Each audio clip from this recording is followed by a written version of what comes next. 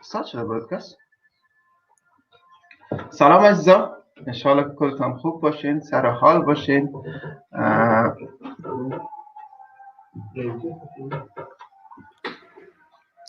شرست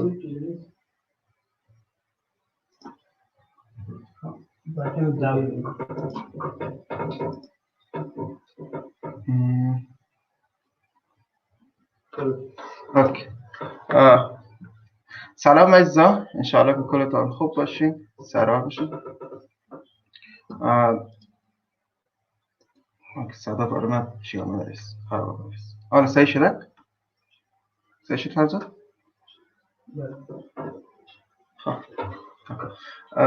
با معذرت. سلام عزیزان، انشاءالله که کلتان خوب باشین. شهیر حسینی هستم، ارگانیزر برنامه GDG بلخ و امروز خوشبختانه ما برنامه آنلاین WTM استارت کردیم. نظر به مشکلاتی که خودتان میفهمین دامنگیر تمام دنیا شده دیگه، کرونا، ما تصمیم گرفتیم که برنامه آنلاین داشته باشیم از WTM و مهمانای ما خانم مروه، خانم یلدا بری، سحر عطایی و آسنات اقبالی امرای ما هستند. خوب است که فرزاد خیری که اینو خودش شروع کنه و برنامه ادامه میده. فرزاد جان بگید.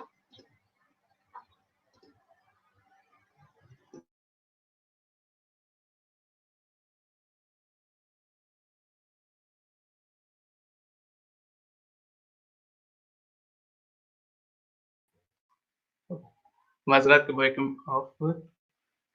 سلام به همه، بخصوص به بانوان تکنولوژی ساز. امید کنم به توصیه‌های سازمان جهانی صحت گوش داده به خانه‌های خود در کانون گرم خانواده‌های خود دور از آفت کرونا بوده باشه. نیاز محمد خیری هستم، یک تن از برگزار کننده‌های برنامه گوگل در بلخ. امروز روز شماست. آدا لاولز اولین برنامه‌نویس کامپیوتر، مارگارت همیلتون کسی که کلمه مدرن سافت‌ور را ابداع کرد و از افرادی بود که اولین بار انسان را به ماه فرستادند. دخترای رباتیک افغان که با طراحی ربات دستاوردهای چشمگیر و نام خود ثبت کردند. اینها کسان هستند که در بیشتر از جاها به عنوان نامآوران تکنولوژی یاد میشن. شما تفاوت با این نامآوران تکنولوژی ندارید، محدودیت که اصلا، اما برعکس شما خیلی فرصت‌های بیشتر دارید. هر روز که می‌گذرد پیشرفت تکنولوژی فاصله ها را کم می‌کند و همه قسم دانش و پیشرفت بشر را بیشتر می‌سازد و همینطور فرصت ها را چندین برابر. WTM یکی از این فرصت های استثنایی است که شما را کمک می‌کند تا مسیری که انتخاب نمودید را بازتر و کوتاه‌تر شود تا شما هم به نامآوران تکنولوژی سرزمین خود تبدیل شوید. امروز شاید برنامه خیلی متفاوت خواهید بود. مروه اسلر کمیونیتی منیجرهای گوگل با خود داریم که در مورد WTM همراه شما صحبت خواهد کرد.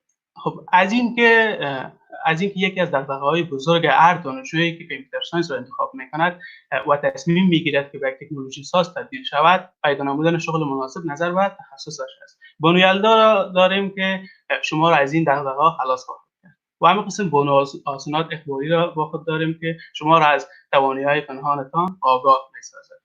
و همینطور در آخر مربی تیم رباتیک افغانستان را با خود داریم که از اثرات تکنولوژی بالای بانوان صحبت خواهند کرد.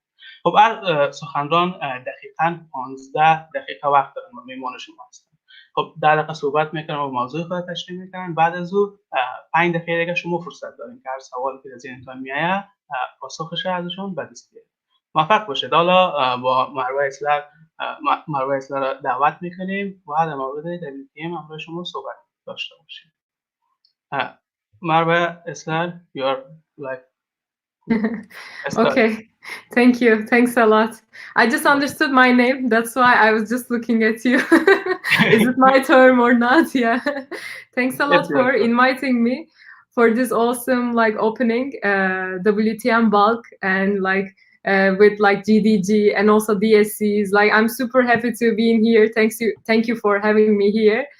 And also I can talk about the WomenTechMakers program because right now I'm like managing the communities in WomenTechMakers in like 10 countries, which is like Turkey and Central Asia. Not only Afghanistan, not only Turkey, but also Mongolia, Turkmenistan, lots of countries. So I met with super awesome ladies with this opportunity. I'm super happy with that. And also, like, I can start with talking about on my presentation if you want, if it's okay for you, because I can share my presentation with you. So maybe it might be better. Yeah. Very good.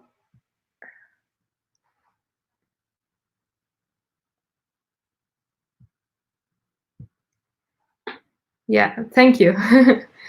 So yeah, this is Marve. I'm a community manager at Google and supporting communities and WomenTechMakers and also developer student clubs.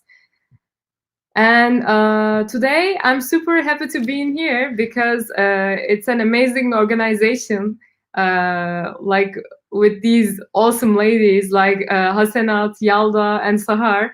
I know Hasenat because of developer student clubs, but I don't know these two. I hope I will meet with them also in the future. And I'm gonna talk about like developer communities under the Google.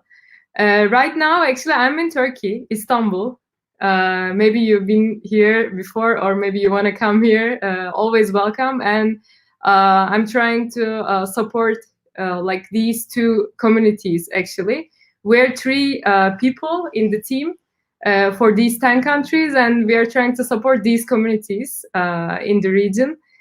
And firstly, of course, I would like to talk about WomenTechMakers program, which is a Google's WomenTechMakers program. It provides a visibility, community, and resources for women in technology, actually. Because as we know, when one woman helps another, amazing things can happen. And professionals, like the careers, leap forward. That's what WomenTechMakers is all about, actually. And as the premier professional association for women in technology industry, we understand that the unique challenges you face. And no matter where you are and in your professional development or what technology-related field you're in, WomenTechMakers communities offer a broad range of support, programs, and resources to advance women in technology, from the classroom to the boardroom, actually. And when we just take a look at this like table, and we can see like the numbers moved reverse. But like I don't know what to say about this.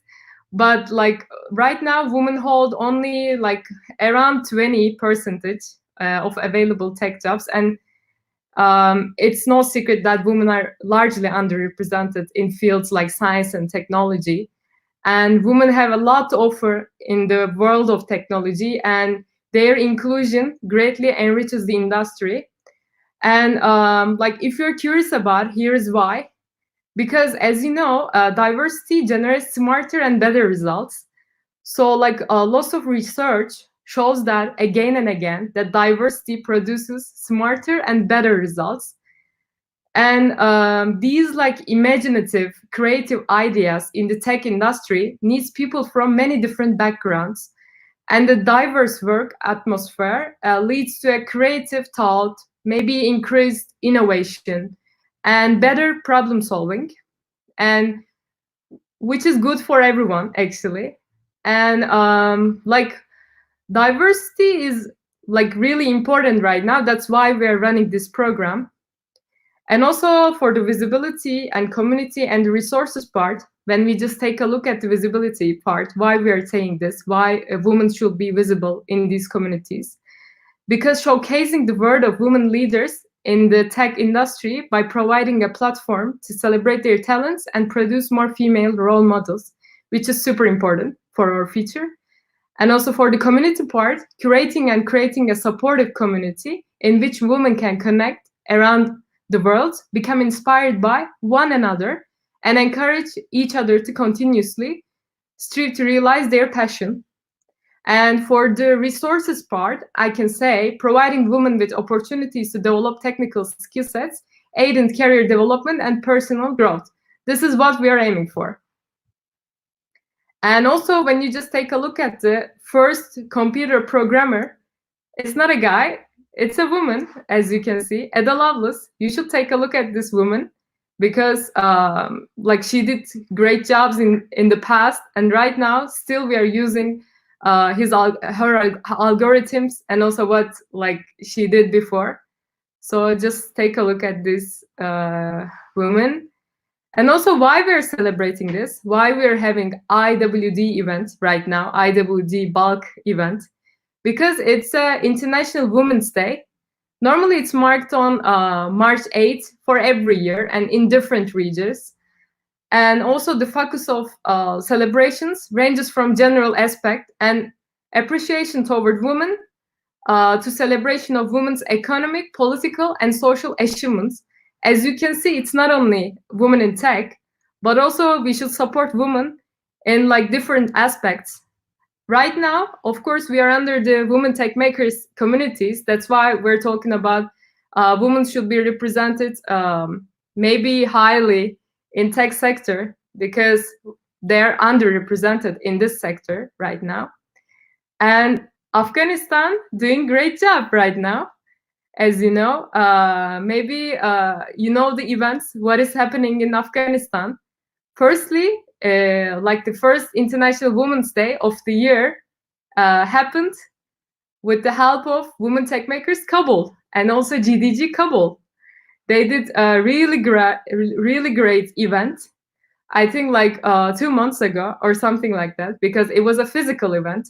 They were able to meet in person, and they got really good feedbacks, and I'm super happy to have them here.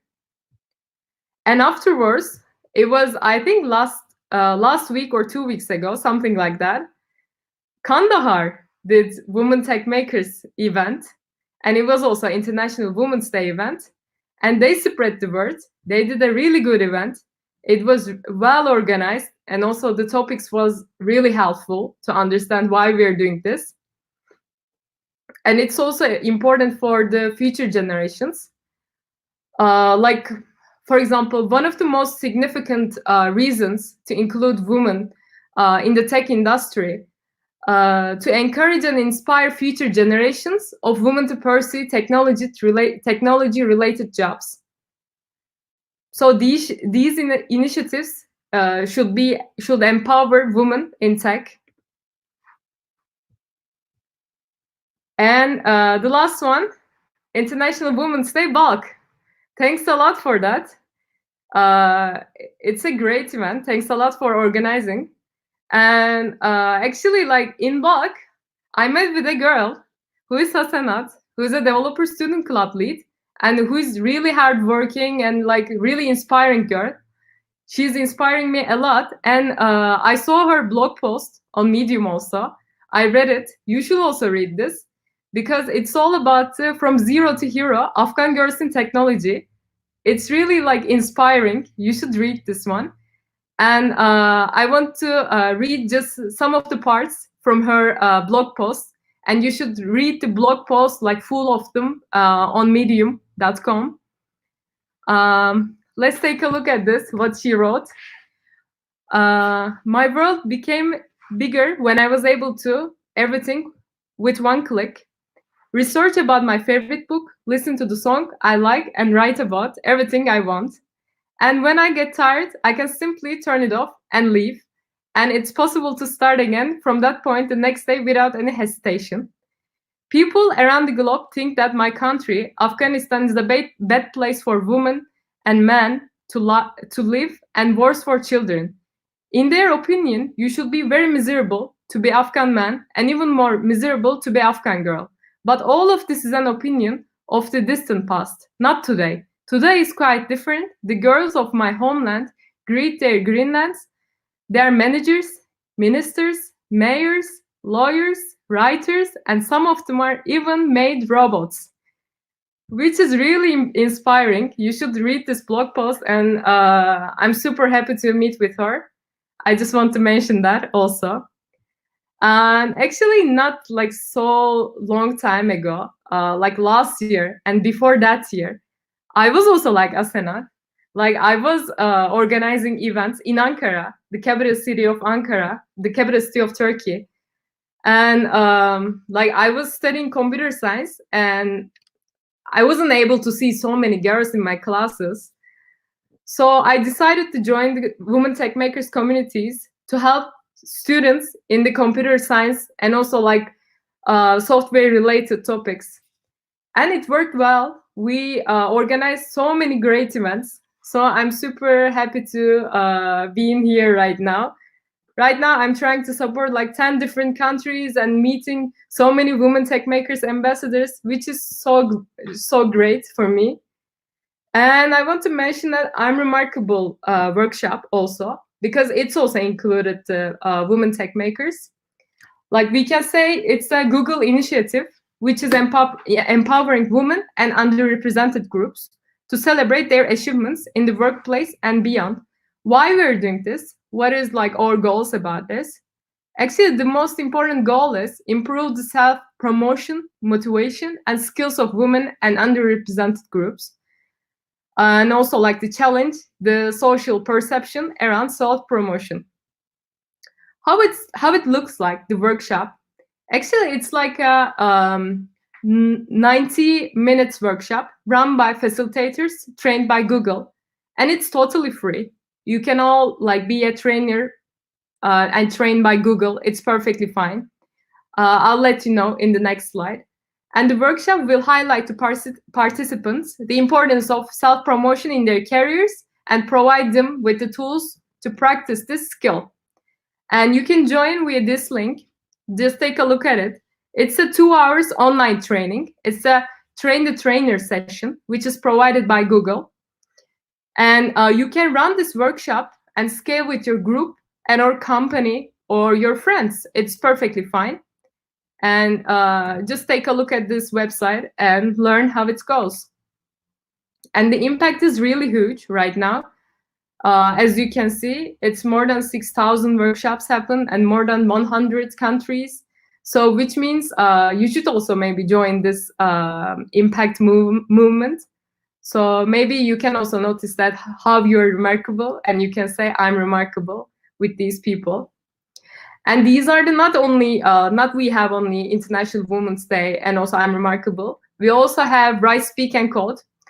Actually, Necla did Write, Speak and Code workshop in WomenTechMakers Kabul, I guess, yeah. And it worked well. I just saw the pictures, and you should also take a look at this. And also TensorFlow, which is super important. As you know, nowadays everything is like the artificial intelligence getting much more important than before. So maybe if we start now, so we can do great things before everyone can do it. So we are also supporting you with TensorFlow tools. And also like this year's theme is machine learning, TensorFlow. And you should also take a look at this one.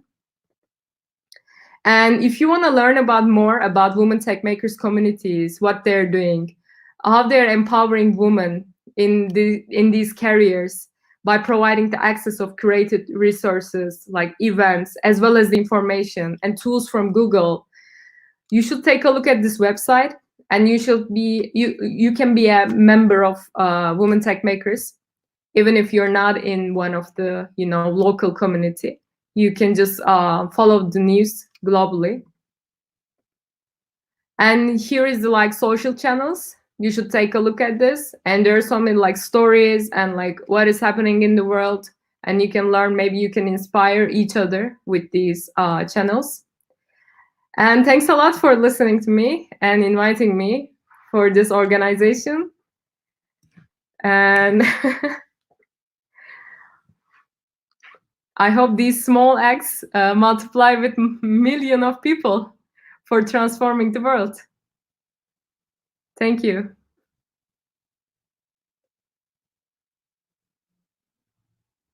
If you have questions, you can ask me now also.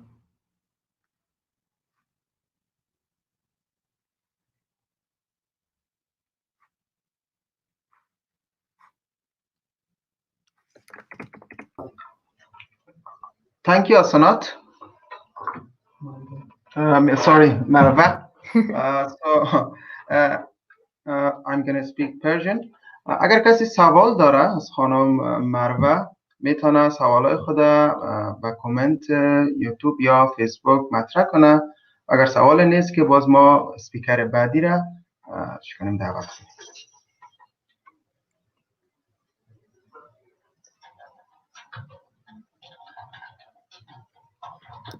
اوکی کسی نیست. خب thank you مروه. Okay, thank you. Time and Have a nice day. we are okay, thank you. Nice day.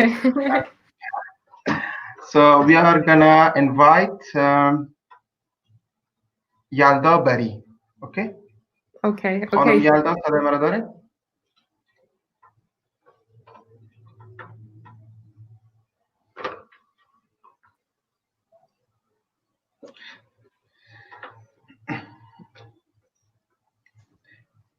Have a good day. Thank you. Have a good day. Bye-bye. سلام خانم یلدا. سلام، روزتون بخیر و روز کسایی که ما رو میبینن بخیر. روز شما هم بخیر باشه، زنده باشین. تشکر، رمضان مبارک باشه. خب گفتنی زیاد است، خوب است که تاکتان شروع کنیم. اوکی. سلام، روز همه بخیر. امروز ما را گفتن که قرار است درباره از اینکه جاب اپورتونیتی هایی که برای خانم‌ها در عرصه تکنولوژی روش صحبت بکنیم و شروع میکنم. قرار است درباره جاب اپورتونیتی که برای خانم‌ها است صحبت بکنیم و قسمی که میفهمین فعلا کرونا کرایسیس از یعنی ویروس کرونا باعث شده که اکثر بزنس ها و اکثر ارگانایزیشن ها آف باشن و اینا فعالیت نداشته باشن. وقتی که اینا فعالیت نداشته باشن باز جاب اپورتونیتی ها هم نمی باشن. با این صورت پس نمیفهمم درباره چی گپ بزنم، حال که خود جاب اپورتونیتی نیست. باز میگردیم بیایم درباره تجربه های اخیری که ما درباره فرصت های شغلی داریم و ای که اینا قبلا درباره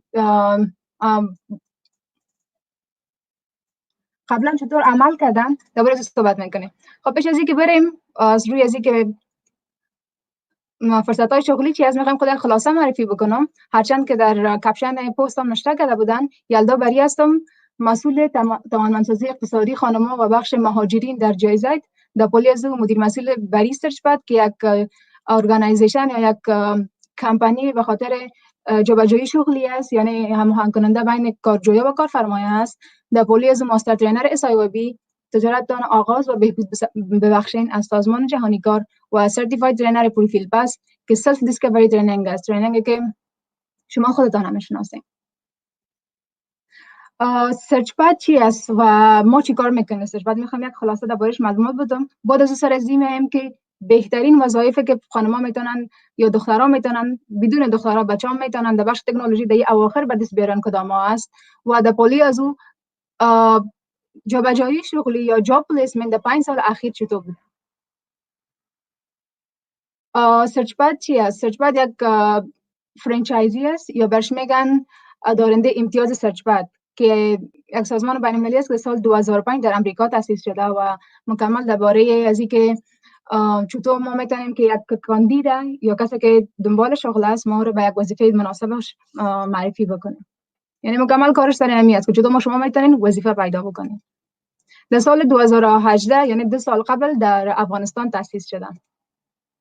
ما در نمایندگی‌هایی که داریم در مزار، کابل و جلال آباد است، یعنی فعلا 3 نمایندگی فعال داریم، اما در سال 2018 که شروع کرده بودیم تقریبا 8 نمایندگی فعال داشتیم که 4 نمایندگیش در کابل بود، اما فعلا در کابل فقط 1 نمایندگی فعال داریم. فعالیت‌های خاص ما چی است؟ جاب پلیسمنت یا معرفی کردن کاندیدا به وظایف که اونا رو به شرکت‌ها تا اونا وظیفه بگیرن. جاب ریدینس ترینینگ یا ترینینگ‌هایی که آماده و چی میسازن برای که شما وظیفه بگیرین و چطور میتونین وظیفه بگیرین آماده میسازن، مثلا نشر کردن CV، اینترویو دادن و یا ای که انگلیسی برای کار نمیفهم، کامپیوتر برای کار. این ترینینگ ها رو ما در جاب ریدینس ترینینگ خود برگزار میکنیم و آن دی جاب ترینینگ. این آن دی جاب ترینینگ هایی است که شما مثلا وظیفه دارید میخواین که پروموشن بکنین یا وظیفه‌تان کپاسیتی دان بالا ببرین یا ظرفیت دان بالا ببرین، آن دی جاب ترینینگ اون ترینینگ ها رو ما دایر میکنیم. یک کاورج بسیار خلاصه است. سرچبد 35 نمایندگی رسد دنیا داره، 300 پارتنر ارگانایزیشن داره، 16000 مای هندپد یوزر. مای هندپد یک ترنینگ آنلاین است که نما قسم در چند مرحله شما رو آماده می‌سازه که چطور بتونین وظیفه دلخواهتون رو پیدا کنین، خدا بشناسین، نظر به توانایی خود برین وظیفه رو انتخاب بکنین و پیدا بکنین. واسه لوکیشن یا موقع فعال در افغانستان داریم و 15000 جاب سیکر از طریق سرچپد تنها ما راجستر کردیم و 450 دانه یا بیش از 450 دانه جاب پلیسمنت از طریق سرچپد داشتیم. میایم سر از که در 5 سال اخیر نه تنها در سرچپد یکی از پروژه بزرگی که در سکتور جابجایی شغلی کار میکنه WI یا Women in Economics، زنان در اقتصاد، آمار از رو همراهتان شریک بسازم. این آمار کمک میکنه که ما ببینیم چقدر فرصت‌های شغلی وجود داره، چقدر درباره تکنولوژی است و چطور آینده رو چطور میبینیم. آیا این فرصت‌های شغلی زیاد میشه در بخش خانم‌ها یا کم میشه؟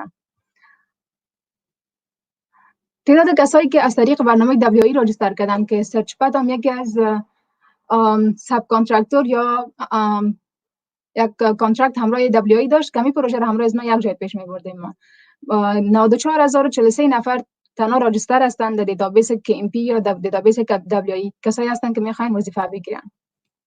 از بین 94000 نفر که اینا خود راجستر کردن، 22000 نفر وظیفه گرفته در طول 5 سال اخیر و 9500 نفر یا 9536 نفر برنامه اینترنشیپ یا کارآموزی را گرفتن و 2270 نفر کسایی هستند که شاگرد بودن مگر وظیفه گرفتن، یعنی حتما در درجه لیسانس نبودن یا ماستر نبودن اما شاگرد مکتب بودن تونستن وظیفه بگیرن. از بین هذه تعداد یا 22000 نفر که صاحب وظیفه شده در این مدت، از بین از 280 نفرش در بخش تکنولوژی بودن که تقریبا 1.1% از این آمار نشان میده و این در سطح افغانستان است، تنها مزار نیست. این آمار است که در 5 سال اخیر فعالیتایی که WI با سرچپد یک جای انجام داده، ما این آمار داشتیم که 22000 نفر تونستن موفقانه به وظیفه پیدا بکنن از طریق برنامه ما و فیصدی از این در 4 زون از طریق سرچپد، چون پروژه WI بیش از 5 سال است کار میکنه اما سرچپد 2 سال اخیر فعالیت داشته. 49% جاب پلیسمنت یا جابجایی شغلی رو ما در مرکز داشتیم، یعنی در کابل، و 24% در سمت شمال یا بلخ یا ولایتایی که در سمت شمال است داشتیم و 27% در شرق ما دانستیم جابجایی شغلی بکنیم. مجموعاً 414 تا میشه. حالا میایم سر از این که از بین قدر نفرایی که ما در وظیفه معرفی کردیم تجربه زیاد داریم از این که اونا چطور وظیفه گرفتن یا چطور میشه وظیفه بگیرین و شما میفهمین که اگر اوسط عمر یک آدم 60 سال باشه، معمولا ما از 20 سالگی کار کردن شروع میکنیم. فکر کنین از 20 سالگی وقت ما کار میکنیم و تا 60 سالگی کار میکنیم و بعد از تقاعد میکنیم یا اینکه نمیتونیم توانایی کار کردن داشته باشیم اوسط میگیریم، یعنی ما 40 سال عمر خود کار میکنیم. 40 سال عمر خود شاید کار میکنیم که هیچ دوست نداریم، یعنی قسمت بزرگ از زندگی خود کار انجام میدیم که دوست نداریم، یا به دلیل ازی بوده که ما انتخاب درست در وقتی که میخواستیم امتحان کنکور بدیم نداشتیم، یا اینکه بعد از اینکه ما رشته را میخوانیم تمرکز ما سر ازی بوده که حتما رشته را بخوانیم که وظیفه داره، یعنی ساحه کاری زیاده است، یا اینکه ما رشته را که میخوانیم درست نمیتونیم که ما اسکیل یا مهارت هایی که بر ما میتر رو درست تعقیب بکنیم، به اون خاطر در بازار کار نمیتونیم ما زیاد وارد شویم. در این اواخر ما زیاد سر صدا میبینیم مردم میگن که رفتن انجینری خوانده حالا میره نمیفهم ترکاری فروشی میکنه، رفتن طب خوانده حالا خارج رفته مهاجر شدن، یا قسم مثالا رو زیاد میبینیم. اما یک سکرت یا راز دیگه در عقب تمام از این فعالیت ها هست، یعنی چیزی که ظاهرا معلوم میشه تا نیست. وقت شما بیاین وارد کار شوین، آدما رو برین ارزیابی بکنین، همراهشان کار بکنین و بازار کار ببینین و در پلی از اون پتانسیل یا اون ظرفیتی که شما در جامعه دارین ببینین و بخواین اینا رو به هم لینک بدین. یعنی شما برین یک نفر میاد از شما یک کاندید بخش دیتابیس میخواد، شما میپالین که در بخش دیتابیس کیا آموزش دیده که ما رو معرفی بکنم. وقتی میاین این قسمتی که میپالین باز میبینین که واقعا مشکل جای دیگه است، یعنی از اینکه میگن که ما وظیفه نیست و نمیفهم تحصیلات داریم نمیتونیم وظیفه بگیریم، مشکل اونجا نیست. مشکل دایی است که ما اونمون مهارتایی که در جریان دانشگاه بر ما داده میشه نمیتونیم بگیریم و این مشکل ما خیلی سر خوردیم. ما با کمبود ظرفیت زیادتر مواجه بودیم از اینکه با کمبود وظیفه مواجه باشیم. برای ما اپورتونیتی ها و فرصت ها خیلی زیاد میامد. حتی روزانه بعضی وقتا میشد که 10 دانه اوپنینگ جاب یا وظیفه داشتیم اما نمیتونستیم مطابق از اون ما قسم کاندید پیدا بکنیم. دلیل از این است که ما سر ظرفیت‌ها کار نمی‌کنیم و شکایت می‌کنیم. میم سر در بخش تکنولوژی، چون برنامه مشخصا سر از است که در بخش تکنولوژی چطور بود از بازار کار، می‌خوایم نظر به تجربه‌ای که ما داشتیم اونمو تاپ 5 شغلی که در بخش تکنولوژی زیادر چی میکنن استخدام میکنن معرفی بکنم. اولش در بخش دیتابیس دیولپر است. کمپانی معمولا از ما کسایی که دیتابیس بلد باشه بتونه دیتابیس بسازه میخواد. معمولا کسایی که از دانشگاه فارغ میشن وقتی ما میایم پلیس میکنیم در کمپانی‌ها که اینا دیتابیس بلد هستن، اینا فقط استفادهش بلد هستن، اما وقتی بیای ازشون بخوای که برام دیتابیس بساز به ندرت رخ میده، اما بیشتر تقاضا میدمی است. یعنی اگر شما کسی باشین که بتونین خوب دیتابیس دیولپ بکنین و بلد باشین خیلی زود استخدام میشین. مخصوصا اگر بخواین در کمپانی‌های تجارتی کار بکنین، در پولی دیتابیس دیولپر شما بزنس آنالیسیس یا تجزیه و تحلیل تجارتی هم بلد باشین. یعنی بفهمین که دیتا ها رو چطور تجزیه کنین، نه که شما دیولپ بکنین و کسی دیگر بخواین که بیاید اون کار انجام بده. وقتی ما پلیسمنت میکردیم چیکار میکردیم؟ یک دیتابیس دیولپر می‌خواستیم، این دیتابیس هم میساخت، باز میرفت و دیگرها آموزش میداد. یک نفر دو نفر آموزش میداد تا از بین کسایی که آموزش دیده برای در اون کمپانی کار بکنه. این کارم خوب از نتیجه میده، اما اگر یک کسی که خودش دیولپر است خودش در اون کمپانی کار بکنه این بیشتر نتیجه میده، چون تمام جزئیاتش میفهمه و وقتی یک مشکل پیدا میشه خوبم میتونه حلش بکنه. اما متاسفانه ما نداریم زیاد دیتابیس دیولپرها، اما تقاضا در این بخش در صدر اول نظر به ارزیابی که ما انجام دادیم است. بخش دوم کامپیوتر تیچر است، یعنی استاد کامپیوتر. زیادر کسایی که پروفشنال هستند در بخش کامپیوتر و برنامه‌اش بلد هستند در کاتگوری دوم بیشتر استاد کامپیوتر تقاضا میشه. دیگه در بین دیزاینرها یا کسایی که دیزاینینگ میکنن، اینا معمولا وظیفه دائمی در کمپانی پیدا کردن نمیتونن یا ما معرفی نکردیم. اینا معمولا ازشون میخواین که وظیفه یک چیز دیزاین بکنن، فقط فرمایش میگیرن و اون شکل کار میکنن، اما یک تقاضای از هم خیلی زیاد است. یعنی اگر شما دیزاینر پروفشنال باشین تمام جزئیات بلد باشین، فرمایش‌ها و دیزاین اینا از تنظیم درخواست میشه. کاتگوری چهارم بخش آیتی است. معمولا سازمان‌های بین المللی یا NGO یا کمپانی‌ها همیشه در هر دفتر خود یک آیتی می داشته باشن بخاطر مشکلات تکنیکیش. و در کاتگوری آخر وب دیولپرها هستن، کسایی که وبسایت دیولپ میکنن. تقریبا در بخش تکنولوژی در سال اخیر یک رشد خیلی خوب داشته، وقتی که کمپانی‌ها میخوان سیستم خود چنج کنن به سیستم بروز رسانی بکنن و کامپیوتری تبدیل بکنن و 8% دنیا ایرش داشته که 8% معادل است به 67 بیلیون دلار. یعنی پردرآمدترین شغل، یعنی در بخش درآمد یک رشد چشمگیر بخش کامپیوتر و بخش تکنولوژی داشته و به این اساس کسایی که در بخش تکنولوژی کار میکنن نظر به کاری که ما کردیم در 5 سال اخیر فقط 1.1% شون ما تونستیم که پلیسمنت بکنیم یا معرفیشون بکنیم. دلیل از اینکه ما نتونستیم این میزان بالا ببریم به این نبود که ما فرصت شغلی نداشتیم، فرصت شغلی زیاد بود اما ما کاندیدای مناسب نداشتیم. ما از طریق مختلف سروی انجام دادیم، مسئولین پنتونا را رفتیم، خود ما در پنتونا ادورتایزمنت چیز کردیم، برنامه آگاهی دهی گرفتیم در پالی از فرمای آنلاین ما تا خود راجستر بکنن و یکی از کسایی که در بخش آیتی خیلی خوب بود رو خواستیم تا اینکه همون کسا رو یک دفعه اینترویو بکنن، فیلترش بکنن. اما کسایی که خوب بودن با مشکل در یک جای کار میکردن، یعنی اونا معمولا وقت وظیفه دارن، بیکار نیستن که بخواین دوباره وظیفه بگیرن مگر اینکه وظیفه‌شون بخواین یک رتبه بلندتر باشه یا پروموشن بکنن.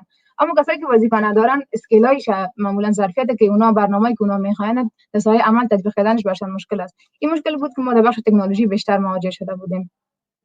اما در آینده نظر به تجربه قبلی اگر بگیریم، چون فعلا خیلی چی نیست، یعنی اگر فکر بکنین در جای وظیفه بگیرین زیاد فرصت شغلی وجود نداره به خاطر بحرانی که وجود داره. اما کسایی که در بخش تکنولوژی آموزش دیدن اینا میتونن یک استارتاپ بزنس خوب باشن، یعنی کسایی باشن که خودشون تجارت خود آغاز بکنن، به طریقای مختلف هم میتونن این کارو بکنن. مثلا شما میتونید در بخش دیزاینینگ خودتون یک کار شروع بکنین و از اون طریق پیش برین و ما کسایی رو میشناسیم که شخصیت از خانه بخش دیزاینینگ و نمیفهمم اینا رو پیش میبره و کامپیوتر هم کاری است که میتونن شما از خانه هم خوب پیش ببرین. اینا تاپ ان دیماند بود، یعنی پوزیشنایی که زیاد در تقاضا هستن و نظر به تجربه‌ای که ما داشتیم اینمی ریزالتش بود و آمار هم که همراه شریک ساخته بودم او آمار از طریق پروژه‌ای که ما همراه WTM داشتیم در همراه خانه ما در سطح افغانستان و در ولایت‌ها و زون‌های مختلف نتیجهش گرفته شده بود. تشکر. اگر سوال باشه.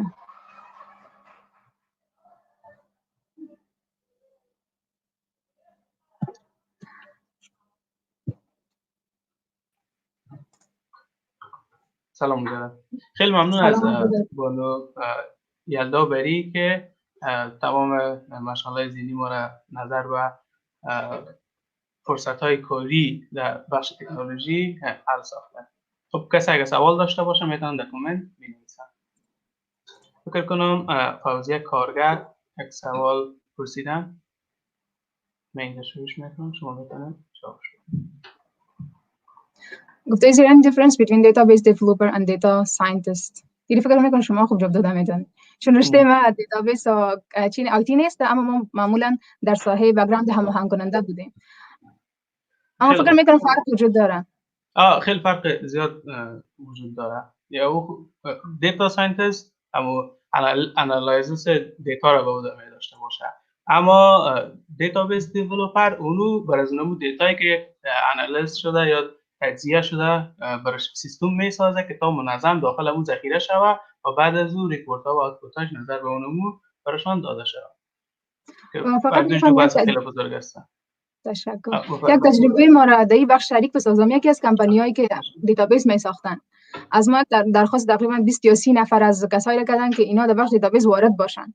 ما معلمین یا فارغین کامپیوتر ساینس معرفی کرده بودیم، اما اونا یک درخواست داشتن که بر علاوه از اینکه اینا دیتابیس بلد هستن، اینا بلد باشن که چطور بتونن دیتا رو تجزیه و تحلیل بکنن. چون ما با کمپانی‌ها یا شرکت‌های بزرگی که کار میکنن وقتی دیتا ها رو میدیم، اونا باید از نگاه اقتصادی هم بتونن اون رو تجزیه بکنن که مثلا پروفیت یا مفادشون چقدر بالا میره، چقدر ضرر میکنن.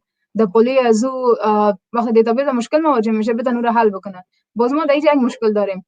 اگر کسی بیاری که اقتصاد خوانده و دیتابیس بلد نیست، اگر کسی بیاری که دیتابیس خوانده او تجزیه تحلیل اقتصادی بلد نیست. مثلا برنامه‌های خیلی ساده هم فعلا هست که کویک بوک اینا هست در دانشگاه درس داده میشه، اما کسایی که کویک بوک بلد هستن در دانشگاه میخوانن شاید تجزیه تحلیلش خوب بلد باشن، اما خود دیتابیس مشکل است آدم به راحتی یاد بگیره. خب کسایی که دیتابیس دیزاین میخوانن باز ما یک مضمون خاص دیتا انفارمیشن انالیتیک دارن که باز در اون قسمت میتونن توانایی زیر پیدا میکنن که چه قسم دیتا را تجزیه کنن و نظر به مشخصات و تایپ‌های متفاوتشان برشان دیتابیس بسازن. خب معمولا اون درس‌های تشریحی میباشه، شاگردا زیاد توجه نمیکنن. از اون خاطر کسایی که تازه فارغ میشن و تجربه کار با دیتای واقعی نمیداشته باشن با این مشکل مواجه میشن. اونایی که تجربه کاری داره باز اونا با این مشکل راحت کنار میان و میتونن حلش کنن. دقیقاً فعلا مثلا امی حال فعلا یک مشکل که ما یک پروژه زیر دست داریم. مشکل ما چی است؟ ما یک کسی را میخواهیم که در بخش آنلاین مارکتینگ بلد باشه، یعنی آنلاین مارکتینگ درس بده به شکل ورچوال کورس داشته باشه، کورس آنلاین باشه، آنلاین مارکتینگ درس بده. ما استادایی را داریم که در بخش بازاریابی خیلی خوب هستن، اما اونا به شکل آنلاین آموزش داده نمیتونن. برنامه‌ای که برای مارکتینگ آنلاین درس داده میشه اونا رو بلد نیستن. اگه ما کسی از بخش کامپیوتر ساینس بیاریم بازی آدم مارکتینگ بلد نیست، یعنی اگر کسایی باشن هر دو از مرج کنن ساحه کاری فوق العاده زیاده است. یعنی هیچ وقت شما بیکار نمیمونین اگر بدونین که بخش اقتصادی و بخش تکنولوژی را با هم یک جای آموزش ببینید. اگر شما اقتصاد میخواین میشه برنامه کامپیوتری در پولیش یاد بگیرین، اگر کامپیوتر ساینس میخواین بخش اقتصادی را. خیلی خوب. خب از اینکه فکر کنم وقت ما کم مونده و دو اسپیکر دیگه ما هنوز ماندن که صحبت کنن. خب ما از طریق صفحه خود میشه که آدرس سرچ به اشتراک بگذاریم تا کسایی که ضرورت دارن و مشاوره کاری همراه شما میشه از اونجا به تماس شما مستقیم و شما همکاریشان کنید که در کدام بخشا میتونین برشون وظیفه مهیا بسازید. حتما. تشکر بسیار زیاد. خوش داشته باشید. همچنین. حالا از بانو اسمت دعوت میکنیم تا بر شما سخنرانی. صدا مردانه؟ بله. صدایتان هست. شروع کنید. السلام علیکم. السلام علیکم بر تمامی شما رفیقایی که تا حالا مهمان اولین برنامه WTM بلخ بودید و با شوق تماشاش میکردین. همیشه پر از انگیزه‌های خوب باشین و آرزو میکنم و من خیلی تشکر میکنم از یلدای عزیز که به خوبی همراه شما صحبت کرد و همین قسم از مروه که خیلی برای توصیف کرد واقعا تشکر، بسیار زیاد دوست دارم. و من امروز میخوام با شما درباره باورهای سنتی خودم گپ بزنم. باورهای سنتی ما مثلا چی؟ مثلا ما فکر میکنیم همیشه که یک زن توانمند کسی است که آشپزی خوب بلد است، میتونه از پس پرورش 3 یا 4 طفل خود برای، میتونه کارهای خوب با خوبی انجام بده و مثل اینا. اما ما امروز میخوایم این سنت شکنی کنم و این باور تغییر بدم و نشان بدم که یک زن توانمند چه کارا که کردن نمیتونه. حسنات هستم، یکی از 5 لید دیسی های افغانستان در دانشگاه بلخ هستم و در کنارش با GDG همکاری دارم و این نهایت خوشحالی است که شاهد اولین برنامه WTM بلخ هستم و فرصتی را پیدا کردیم که با تمامی شما دخترای قشنگ صحبت‌های خودمانی داشته باشیم. امیدوارم سخن به گوش باشین و از چیزایی که من میگم نهایت بهره را ببرین. شروع میکنم. تا اونجا که تمام ما میفهمیم دنیای تکنولوژی هر روز در حال گسترش است، هر روز وسعت پیدا میکنه، هر روز یک اتفاق جدید میفته، یک محصول جدید به بازار عرضه میشه و غیره و غیره و غیره. اما به نظر یک تعداد بیشتر از افراد این مسئله تنها برای مردها بیشتر داره اهمیت است تا خانم‌ها. خب همینطور شده هم، اما متاسفانه قسمی شده که وقتی نام تکنولوژی گرفته میشه تنها تصویر آفرین است که در ذهن همه ما مجسم میشه و میگیم که خب تکنولوژی مختص به مردا، در صورتی که یک قسم نیست. اگر اپل استیو جابز را داشت و مایکروسافت امروز بیل گیتس را داره و آمازون هم جف را داره، ما داریم خیلی کسای دیگه که بانوان خیلی موفق هستن و در حوزه تکنولوژی کار کردن، حتی از پیشگامان دنیای تکنولوژی را خانم‌ها تشکیل میدن. مثلا شاید تمام شما بدانین و قسمی که مروه هم گفت و دیگران هم یاد کردن، آگوستا آدا بایرون اولین برنامه‌نویس دنیا است که تمامی کامپیوترهای امروزی مدیون او هستند. یا هم شاید بسیار کم نام کسی را که حال ما بر شما میگم شنیده باشین، رادیو پرلمن تنها کسی است که توانسته 2 بار در مجله مشهور دیتا کامیونیکیشن به عنوان 20 فرد تاثیرگذار دنیای تکنولوژی معرفی شد و او را مادر اینترنت میگن. وبگردی‌های امروزی که ما میکنیم تمامش مدیون و مرهون زحمات است که رادیو کشیده. و یا هم هیدی لامار کسی است که حیات تلفن‌های هوشمند امروزی مدیون است. فرکانس را که او اختراع کرده بود وار کنین باعث شده بود که امروزه وای فای ساخته شود، جی پی اس ساخته شود، بلوتوث ساخته شود و تمام اینا نشان میده که زنها او قدر هم که میگن که مثلا در تکنولوژی هیچ نقشه نداشته، این قسم نیست. ما تاثیرات بسازای خود ما را داشتیم. اما بانوایی که در تکنولوژی هستن خیلی کسا هستن ولی من نمیخوایم یک لیست طولانی ازشون تشکیل بدم. مثلا زنای هستن که بسیار با مشکلات موانع زیاد در عرصه تکنولوژی رو بر هستن. در کشورهای رو به پیشرفته اگر ببینید زنها در جهان امروزی خیلی با مشکلات در حوزه تکنولوژی البته مواجه هستن. همچنانی که مروه برای شما گفت آماده ما 37% به 18% رسیدیم، یعنی این خیلی یک کاهش چشمگیر نشان میده. اما اگه بیایم روی واقعیت‌ها تمام ما میتونیم به نوبه خودمون نقش آفرین باشیم. زنها در تکنولوژی خیلی کارهای خوب کردن اما کمتر بازتاب یافتن. مثلا تکنولوژی و ارتباطات امروزی میتونه به زنان در تعامل بهتر با دنیای خارجیشون کمک کنه و این امکانات برشان مساعد بسازه که اونا بتونن همراه هر کسی که دوست دارن، هر قسمی که دوست دارن ارتباط برقرار کنن، چرا که اونا اونقدر تعامل چندانی با دنیای بیرونی ندارن، دوست ندارن. همیشه برشون گفته شده تو در خانه باش، تو مثل اینا. اما زنان موفق هم کم نیستن. مثلا یکی از اونا ملکه گوگل هست، ماریسا مایر، کسی که نامش شما در اسکرین میبینین. نخستین برنامه‌نویس زن بود که در گوگل با همراه همون 19 نفر اول کارش شروع کرد.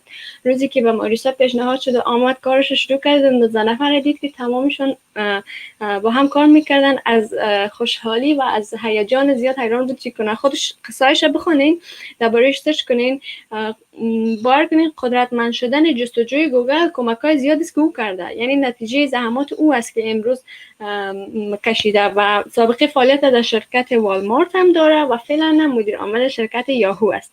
و به عنوان کدنویس، قسمی که گفتم اولین کدنویس در گوگل استخدام شد و اولین پروژه بزرگی را که به عهده گرفت ساخت سیستم تبلیغاتی شرکت بود و امروز قیمتی ترین مدل عامل دنیا باور کنین در سطح دنیا در حصه تکنولوژی و در دنیای تکنولوژی معلوماتی هیچ کسی ارزش بیشتر از ما را نداره.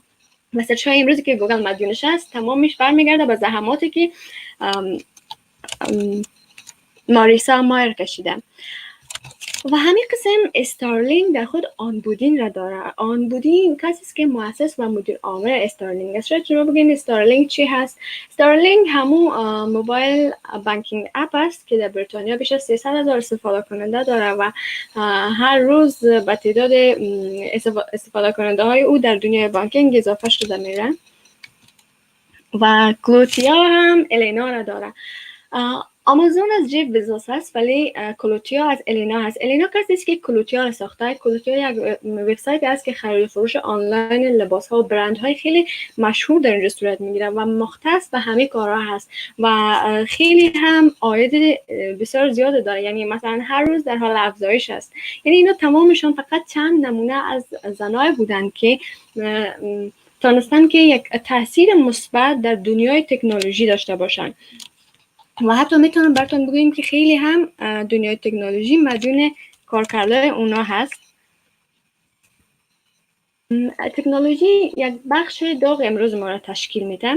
همچنان که شاهدش هستیم، قسمی که من پیشتر هم ذکر کردم، افرادی که سخن اول دنیا را میزنن تمامشون مردا تشکیل میدن که بک‌گراند کاریشون سافی‌ویر است. در افغانستان امروز متاسفانه یک مفکوره نه چندان خوشه وجود داره که با هم فکر میکنن یک تکنولوژیست هستن. هر کسی را که ببینید مثلا تازه میخواد کامپیوترسان شروع کنه فکر میکنه که تکنولوژیست است. باید براتون بگویم که با یک وب ساختن و یا هم وبلاگینگ از طریق اینترنت کسی تکنولوژیست گفته نمیشه. من معذرت میخوایم، من اینو به خاطر نگفتم که شما را ناامید کنم یا هم علاقه شماهایی که تازه در دنیای تکنولوژی آمده نکم کنم. اصلا جرأت این کارو به خودم نمیتونم، اینو به خاطر براتون گفتم که خاطر نشان کنم چرا ما باید از اینکه کی هستیم دوباره، یعنی در مورد توانایی‌های خود فکر کنیم، چرا باید ازشون استفاده خوبتر و بیشتر کنیم. ما هم میتونیم مایکروسافت خودمون را داشته باشیم، ما هم میتونیم از خود ما محصول را بسازیم که در دنیا نظیر نداره. توانایی های ما خیلی زیاد هست و قسمی که یلدا جان برای شما هم گفت فرصت ها هم خیلی زیاد است و تمام اینا دست به دست هم داده زمینی را مساعد میسازن برای ما که یک انگیزه قوی را ایجاد کنه تا ما شروع کنیم. دانشمندایی هم ثابت کردن که قدرت ذهنی خانم ها در حل کردن مسائل دشوار مثل ریاضی و کد بالاتر از آقایان است. این یک نقطه قوت است برای شما دخترها، ازش استفاده کنین. امروز روز شماست. من اینو نمیگم که کدینگ همه چیز تشکیل میده و شماهایی که کد نویسی خوب بلد نیستین یا اصلا یاد ندارین چیز از دان ساختن نیست. دیگه بخش هم در تکنولوژی هست. مثلا اگر شماهایی که میگین من کد دوست ندارم ولی میخوایم یکی از کسایی باشم که در حوزه تکنولوژی فعالیت داره، کسایی هستن که مثلا نان تکنیکال تکنولوژیست هستن، یعنی تکنیکی بلد نیستن ولی خیلی هم فعال هستن. بخشای دیگه مثل تخصص داشتن در تجارت‌های آنلاین، قسمی که یلدا براتون گفت که امروز خیلی مهم شده، و دیجیتال مارکتینگ، زیرساخت‌های تکنولوژی معلوماتی، تمام اینا دانش‌های فناوری هستن که در اکوسیستم تکنولوژی خیلی مهم و نقش مهمی را دارن و هر کدامش که بر شما خوشایند است همیال شروع کنین، همیال تصمیم بگیرین و قدرت خود را نشان بدین. باور کنین شما بهترین های هستین که امروز ما را میشنوین. So let's get started. امیال شروع کنین. The early bird gets the worm. این یک ضرب مثلا مشهور است، مطمئنم تمام شما شنیدینش و از همین حال پر انرژی شروع کنین. همونطور که ما پر انرژی شد برای شما تشریح میکنم و گپ میزنم، باور کنین بهتر از این نمیشه. هم رخصتی داریم، هم فرصت کافی و امکانات زیادی در اختیار افرادی که در جستجوی دانش هستن گذاشته شده. امروزه مثلا کورس‌های آنلاین اکثرا به صورت رایگان به خاطر این مسئله پیش شده قرار گذاشته شده و خیلی فرصت‌های دیگه مثلا وظایف آنلاین نمیفهمم مثل اینا خیلی چیزای دیگه هستن، امکانات چشمگیر هستن که میشه ازشون استفاده کنین و نقل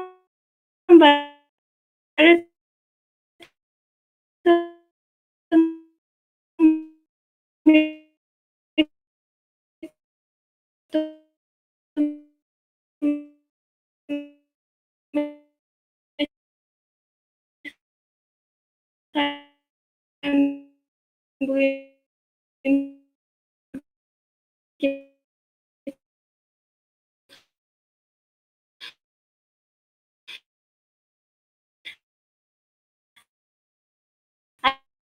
اگر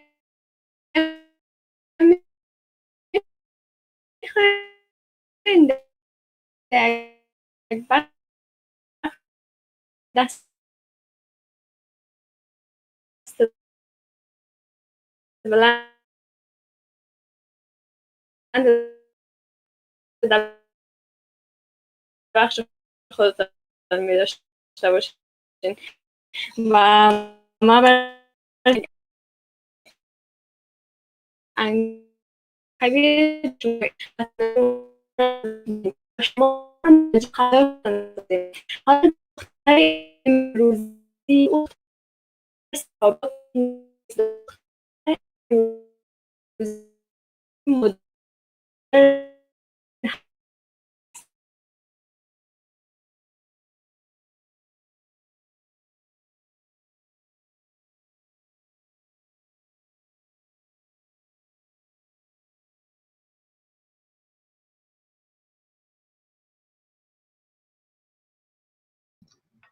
سلام مجدد عزیزان.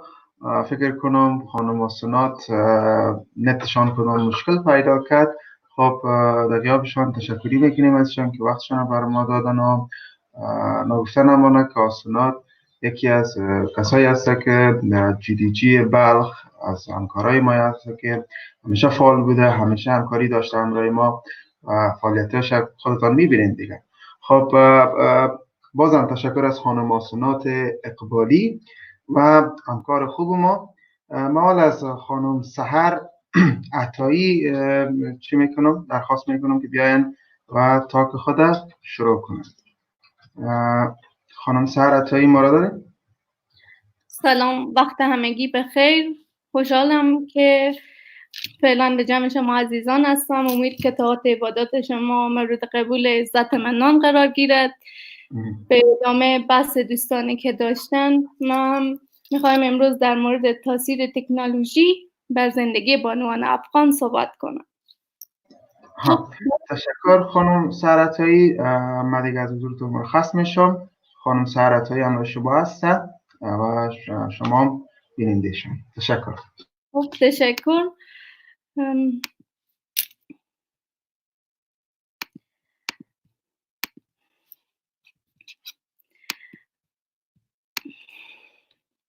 تاثیر تکنولوژی بر زندگی بانوان افغان. خب طوری که همگی اطلاع داریم در قرن حاضر علم تکنولوژی در حال پیشرفت و توسعه است که توجه جهانیان به خودش جلب کرده و در باور عموم این تکنولوژی میتواند پاسخگو به اکثریت مشکلات باشه. ولی با وجود این که روز به روز تکنولوژی در حال رشد، بازم بانوان افغان یا بانوان کل جهان نقش کمتری دارند در این عرصه نسبت به آقایان، که شاید این هم میتواند دو دلیل داشته باشه که دیدگاه خود زنان درباره نقش و عملکردشان در جامعه یا انتظارات جامعه از مشارکت آنها. اکنون بیش از 1.7 میلیارد زنان در کشورهای در حال توسعه و کم درآمد دسترسی به گوشی هوشمند دارند و حتی 26% از خانم‌ها به کل دنیا از اینترنت استفاده میکنند که این یعنی نابرابری در توسعه به اقتصاد نسبت به آقایان. خب علم تکنولوژی در کشور ما هم به دلیل نبودن معلومات کافی در این عرصه گنگ مانده. خب طبق که من معرفی کردم، من سحر عطایی، فارغ التحصیل از پانزه کامپیوتر ساینس پانتون هرات. من هم در جریان تحصیلاتم همیشه به این فکر بودم که آیا بعد از فراغتم میتونم به جامعه خود خدمت کنم، یا سوالایی که اکثریت از من پرسیده میشد که بعد از فراغت حالا کسایی که طب خواندن حتما دکتر میشن یا انجینیرینگ خواندن حتما انجینیر میشن، شما که کامپیوتر ساینس میخونین بعدهی قرار چی بشین؟ و من همیشه در دنبال رول مدل های میگشتم که به این مسیر حداقل اولین گام برداشته باشم، که خوشبختانه در آن زمان من با بانوی فرهیخته جوان بانو رویا محبوب آشنا شدم که این بانو اولین بانویی بود که در سال با همراه خواهر این بانو همراه الهه محبوب بنیانگذار اولین کمپانی تکنولوژی زنان در افغانستان در سال 2010 بودند که این بانوان اولین کسانی بودند که ارز خارجی یا ارز دیجیتالی را به کشور بین کارمندان خود مروج کرده بودند که مطمئنا این روزها همگی شما در مورد بیت کوین معلومات داریم. و همچنان این بانو رویا محبوب یک بزنسمن خیلی قوی موفق و رئیس و بنیانگذار مؤسسه خیریه دیجیتال سیتیزن فاند می باشد. مؤسسه دیجیتال سیتیزن فاند، خب بعد به اینجا سوال میاد که نقش ما در تاثیر تکنولوژی بر زندگی بانوان چی بوده؟ خب مؤسسه دیجیتال سیتیزن فاند به یک هدف آغاز شد. هدف بر این بود که برابری بین بانوان، دسترسی اینترنت برای تمام بانوان بدون در نظر گرفتن جنسیت یا موقعیت اجتماعی ایجاد کنند که خوشبختانه تا فعلا دیجیتال سیتیزن فاند در بخش‌های اقتصاد خانواده، کامپیوتر تکنولوژی، لایت هارت، بلاکچین یا گیم‌های دوبودی و سپیدی پیشتازه و همچنان تیم ملی روباتیک افغانستان که همگی شما با آشنا هستید. مؤسسه دیجیتال سیتیزن فاند خوشبختانه تا فعلا 55,000 بانو را از سال 2012 تا 2020 که فعلا می باشه با کسب مدرک فارغ داده و همچنین مؤسسه بر علاوه اینها 100 بانو تجارت پیشه که فعلا دارای تجارت‌های خیلی موفق هستند و دارن فعالیت میکنن فارغ داده. بر علاوه از او 15,000 بانوی تحصیل کرده در بخش علم و تکنولوژی و همچنان 50 دختر جوانی که به بخش خود روباتیک هستند.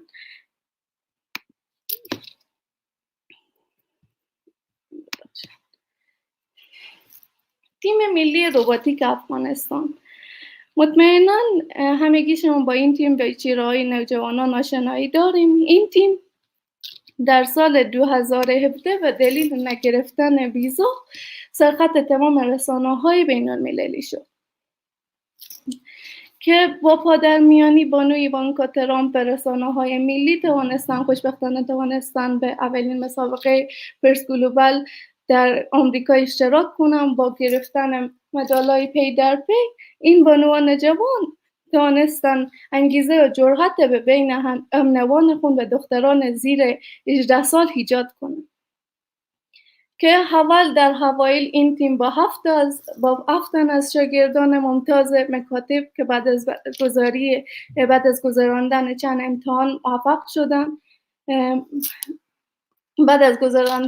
امتحان موفق شدن به این تیم بپیوندم و فعلا خوشبختانه 50 بانوی جوان ما همراه خود داریم که این روزا هم شاید در رسانه‌ها متوجه باشین که این بانوان جوان دارن در زمانی که تمام دنیا با کرونا ویروس می جنگن، اینا هم دارن جور ونتیلاتوری که انشالله با آینده خیلی نزدیک در نزد شما عزیزان قرار میگیره کار میکنن.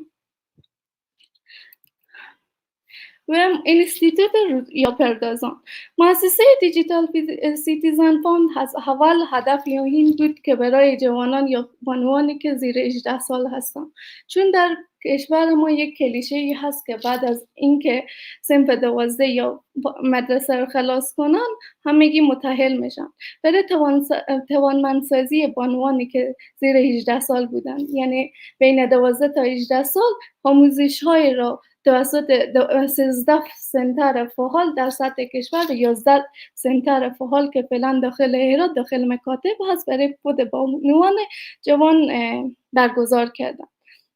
بر علاوه اینها اینستیتوت رویا پردازان افغانه که سال قبل توسط رئیس جمهور صاحب با امضای رئیس جمهور صاحب 6 جریب از زمین به اختیار مؤسسه دیجیتال سیتیزن فاند قرار گرفت که اولین مکتب استیم که در بخش ساینس، تکنولوژی، مهندسی، هنر و ریاضیات، اولین مکتب تکنولوژی در سطح خاورمیانه در داخل افغانستان با ایده خیلی نزدیک به خیر خوشی قرار ساخته بشه که اول در اوایل مکتب و انشالله سعی تلاش داریم که بعد از این پاهنتون تکنولوژی هم در کشور ما به خیر ساخته بشه. اگر سوال دارین میشه بپرسین.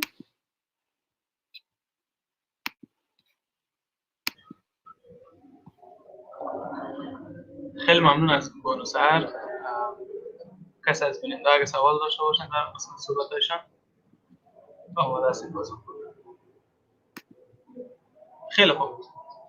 از اینکه سخنان قبلی ما مشکل اینترنت پیدا شد و نتونستم سخنان خود ادامه بده، خوب است که از ادامه سخنان از نارو بشه. بعد از اون جریان آخر برنامه. تشکر. ممنون. وقت خوش. وقت خوش. اسناد صدای ما رو داره؟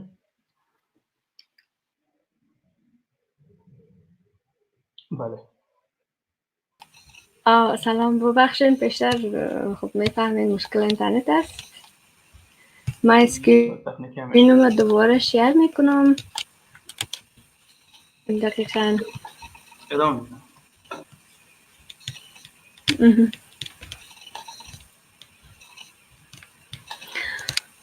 فکر کنم از همینجا صحبت‌های من قطع شده بود. واقعا معذرت میخوایم. خب فرق نمیکنه.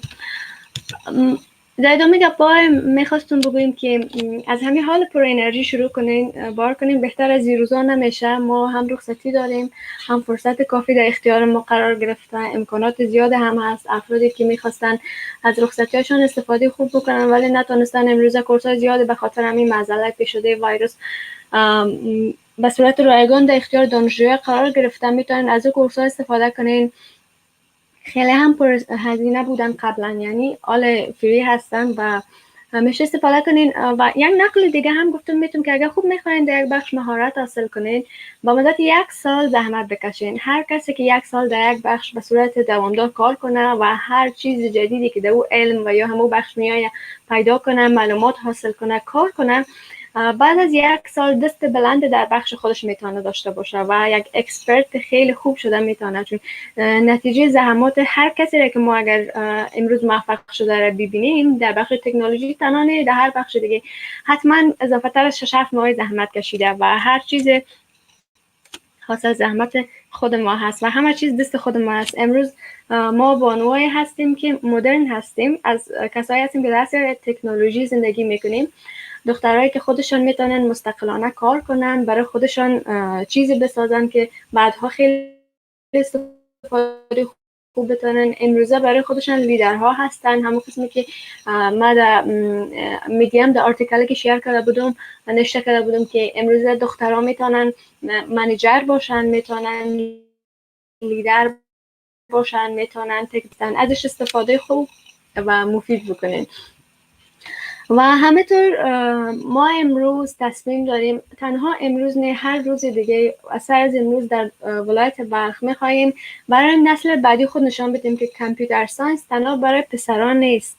این یک واقعیت است که امروز کلگی فکر میکنن کامپیوتر ساینس تنها برای آقایان است، تنها فعالیت کنن، بسیار پیشرفت‌های خوبی داشته باشن.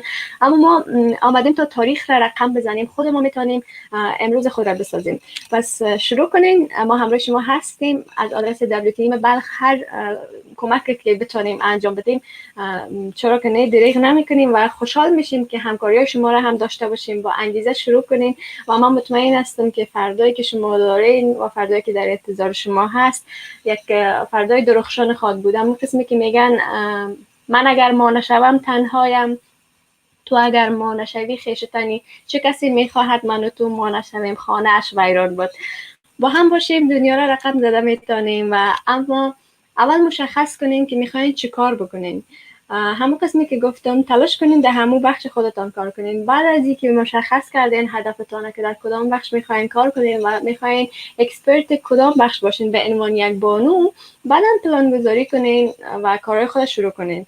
و مطمئن هستم سخنهای امروزی تمامی ما بر شما الهام بخش بوده که به خاطر که من خودم خیلی چیزای نو از دیگه اسپیکرها یاد گرفتم و بسیار زیاد تشکر میکنم از تمامی شما که تا ایده ما را همراه بودین و اگر سوالی هست یا هم چیزی که فکر میکنین بفهمین بهتر است میشه که در کامنت نوشته کنین، انشالله که جواب میتین. و تشکر.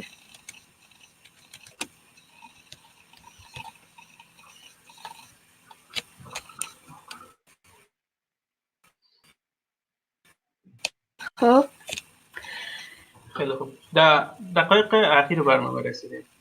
خب حالا باید متقاعد شده باشین که شما میتونن تکنولوژی سازان و نامآوران تکنولوژی در سرزمین خود باشین.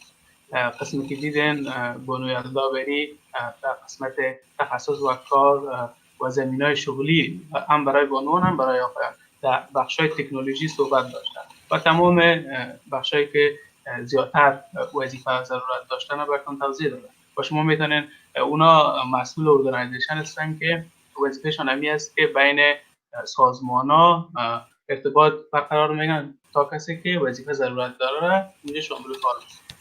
اما قسم شما میتونین همراهشون صحبت کنین و نظر به تخصصتان و وظیفه مشخص راه پیدا کنین. خب اما قسم بانو سحر عطایی در مورد تیم روباتیک و اما قسم یک تیم بزرگ از بانوان که در بخش تکنولوژی دیدین که خیلی دستاوردهای بزرگ و چشمگیر داشتن و اما قسم بانو اسناد خیلی دفعه خوب و انگیزشی درباره از اینکه چه قسم شما بتانین مو وسوسه‌های ذهنیتان فارغ بیاین و بتانین خود تقویت کنین، توانایی‌هایتان رو بیشتر کنین تا بتانین در رشته دلخواه یا بخش دلخواه که در بخش تکنولوژی هسته کامیاب باشین و خوبتر پیش برین. خب میتونین شما از آدرس برنامه از آدرس GDG برنامه بعدی ما را تعقیب کنین. اما قسم ما برنامه آنلاین برگزار کرده میریم تا زمانی که آفت کرونا تهدید جانی انسان را میکنه. خب ما استاب نمیمانیم و همه قسم برنامه خود لایو برگزار میکنیم. شما میتونید از طریق یوتیوب، فیسبوک یا سوشال میدیای دیگه که ما برنامه خود به اشتراک میگذاریم اشتراک داشته باشیم. خیلی خوب. شاید خود در کار متنی داریم. صدای مسته؟ خوب. باید همه حرفای نیازمامت خیری یا همتا که در بین خود ما رواج از فرزاد خیری اگه با خود ما ایران میمونیم کدام شب بگیم. اولا تشکر از تمام بانوهایی که آمدن در برنامه ما با سخنهای نیکشان کلاگیرم آقا ساختن. دیگه دوم تشکر از گوگل که تمام این چیزها رو برای ما سایت ساخته و برای ما همین آفتی که فعلا آمده آفت کرونا میفهم که چیزی تو مشکل است ولی همین سرویس هایی که گوگل برای ما دادن مثل هنگ اوت و مثل بعضی چیزهای در بخش ایژوکیشن و بعضی چیزهای دیگه که تقریبا کمی کار چی ساخته برای ما ساده تر ساخته و دیگه کدام گفتنی ندارم. اگر خانم آسنا چیزی گفتنی دارن که بفرمایید.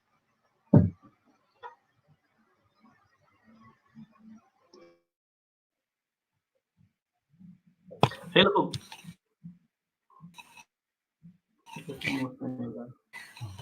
تشکر داریم برنامه را کشیدین و میخوایم یک پیام داشته باشیم برای دخترها که امروز ما را میبینن. هدفها را مشخص کنین، پر انرژی اقدام کنین و هیچگاهی هم نترسید و از فردایی که در انتظار شماست لذت ببرید. ما جا هستیم تا زمینه سازی بکنین. شما با خیال راحت هر قدر که میخواین بلند پرواز کنین و تشکر. همین. خیلی خوب. موفق باشن همگی. وقت خوش داشته باشین. رمضان رو بخیر سپری کنین و انشاءالله که از آفت کرونا به زودی بگذرید. خداحافظ. با امید برنامه بعدی.